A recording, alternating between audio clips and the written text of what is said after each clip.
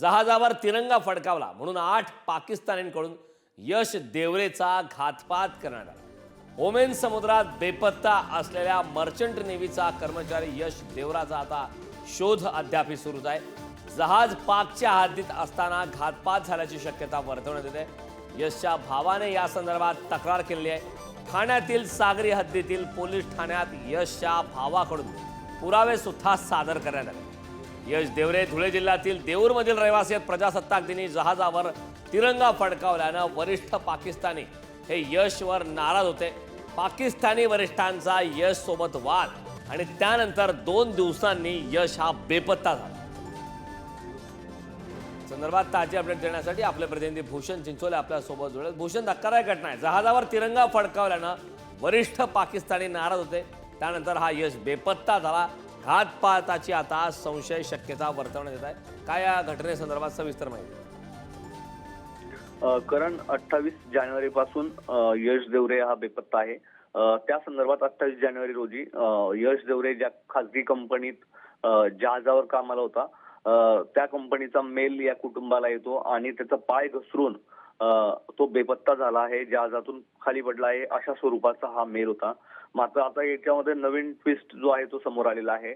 26 जानेवारी रोजी यश देवरे याने जहाजावर तिरंगा फडकावला होता। ही बाब जहाजावर असलेल्या 8 पाकिस्तानींना खटकली। हे 8 पाकिस्तानी जे आहेत तर ते उच्च पदावरती या जहाजावरती कार्यरत आहेत आणि त्यांनीच जहाज जे आहे ते पाकिस्तानी हद्दीत नेऊन यशचा घातपात केला अशी भीती आता व्यक्त होत आहे। त्याबाबत यश याचा भाऊ नयन देवरे याने ठाणे इथल्या सागरी हद्द असलेल्या मालपाडा पोलिसांना याबाबतची माहिती दिली आहे आणि पुरावे सादर केले आहेत। अतिशय धक्कादायक घटना आहे। 21 वर्षीय यश देवरे हा ठाण्यातल्या एका खासगी मरीन सर्व्हिसेस कंपनीच्या जहाजावरती ओएस म्हणून कार्यरत होता। 28 जानेवारी रोजी त्याचा कुटुंबियांशी संपर्क देखील झाला होता। मात्र 29 जानेवारी पासून तो जहाजावरून बेपत्ता झाला आहे आणि कंपनीतून ज्या खासगी कंपनीत जहाजावर तो कामाला होता त्या कंपनीच्या अधिकाऱ्यांकडून कोणताही प्रतिसाद आता कुटुंबाला मिळत नाही।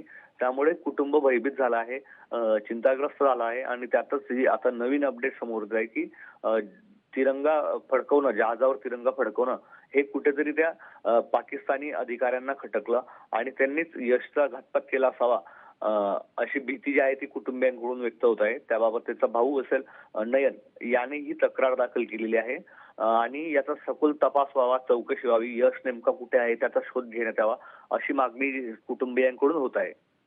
खरं भूषण, यामध्ये एक महत्त्वाचा मुद्दा आहे। खरं तर पाकिस्तानच्या हद्दीमध्ये असल्यानंतर हा घातपात झाल्याची शक्यता वर्तवण्यात आलेली आणि याआधी पाकिस्तानी वरिष्ठांचा यशसोबत वाद झाला होता आणि त्यानंतरच 2 दिवसानंतर यश हा बेपत्ता झाल्याचं कळत आहे। शोध मोहीम सध्या नेमकी कुठपर्यंत आहे? निश्चित ओमेनच्या समुद्रात 28 जानेवारी पासून यश हा बेपत्ता झाला असं कंपनीचं म्हणणं आहे। मात्र ज्यावेळी जहाज भारताच्या हद्दीत येणं अपेक्षित होतं त्यावेळेस ते जहाज पाकिस्तानात गेलेलं आहे अशी माहिती देखील यशचा भाऊ जो नयन आहे त्याने ही दिलेली आहे।